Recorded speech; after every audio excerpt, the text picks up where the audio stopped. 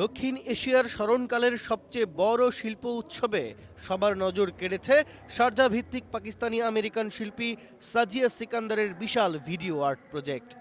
প্রায় ২.৫ বছর কঠোর পরিশ্রম করে ৮টি ভিডিও চ্যানেলের ৬০x২০ ফুটের দেয়ালে প্রক্ষেপিত বিশাল এই শিল্পকর্ম করেছেন শিল্পী।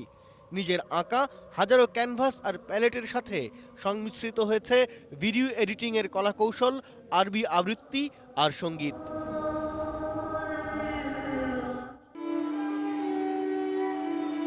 বিশাল কক্ষ জুড়ে ছড়ানো সাদা কাপড়ের ওপর ছিটানো গোলাপের পাপড়ি আর পান পাতা, তার উপরে হেঁটে হেঁটে সুর তুলছে এক বিষণ্ণ বেহালা বাদক। প্রথম দিনে পারফরমেন্স আর্ট বিভাগটি শুরু হয় বাংলাদেশের শিল্পী রাহুল আনন্দর পরিবেশনা দিয়ে। দীর্ঘদিন 91 থেকে till now আমি থিয়েটার করি, অভিনয় করি, আমি মিউজিক করি। সো আমার এই কাজগুলো যেগুলো আমি করি, পারফরমেন্স আর্ট যে কাজগুলো করি, সেগুলোতে আমি চেষ্টাই করি এই তিনটা জিনিসকে একসাথে কম্বাইন করতে, স্ম্যাশ করতে, মিশাতে। এটার মধ্যেও থিয়েটারও ছিল, ফাইন আর্টসও ছিল, মিউজিকও ছিল। শিল্পী স্বাধীন কামরুজ্জামানের পারফরমেন্স আর্টের প্রদর্শনী ছিল তৃতীয় তলায়। অনেক মানুষকে হতবাক করে দেয়া তার কাজের সামনে জমেছিল দর্শনার্থীদের ভিড়। কাউকে কাউকে দেখা গেল গভীর মনোযোগে পর্যবেক্ষণ করতে এই অভিনব শিল্পকর্ম। নজর কেড়েছে জিতেশ কাউলের কিউরেটেড ওয়ার্কও। ব্রিটিশ বাঙালি শিল্পী রানা বেগমের বাংলাদেশের সামগ্রী ব্যবহার করে করা কাজ নজর কেড়েছে আলাদাভাবে।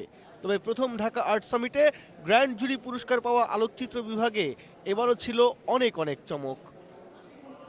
আলোকচিত্র প্রদর্শনীটাই এবার এই ফেস্টিভ্যালের বিশেষ একটা আকর্ষণ। যেটা দুঃখজনক যে এই জায়গাতেই শিল্পকলাতেই যখন এশিয়ান বিএনএলএ হয় তার নীতিমালার মধ্যে রয়েছে যে আলোকচিত্র এবং ভিডিও দেখানো যাবে না। আমরা যে ২১ শতাব্দীতে পৌঁছেছি, ঢাকা আর্ট সামিট দেখে সেটা পৌঁছে যায়। দেশি বিদেশি হাজারো কাজের মধ্যে আলাদা করে না বললেই নয় বাংলাদেশ গ্যালারির কথা। দেশের সেরা শিল্পীদের বাছাই করা শিল্পকর্মে সাজানো ছিল শিল্পী মনিরুজ্জামানের কিউরেট করা এ গ্যালারি। কম্পেয়ার করলে আমাদের মেধা কোনো অংশেই কম না। আমরা অবশ্যই গর্ব করতে পারি আমাদের শিল্পী, সাহিত্যিক, লেখক, বুদ্ধিজীবী তাদেরকে নিয়ে অহংকার করতে পারি, সে জায়গাটা ফুটে উঠেছে। দ্বিতীয় ঢাকা আর্ট সামিট এমনই হাজারো নতুন ধারণার, ভাবনার আলাদা জানালা খুলে দেওয়ার এক উপলক্ষ এনে দিয়েছে শিল্পরসিকদের জন্য। একই সাথে যে কোনো বাংলাদেশির জন্যই এ আয়োজন হয়ে উঠেছে গৌরবের।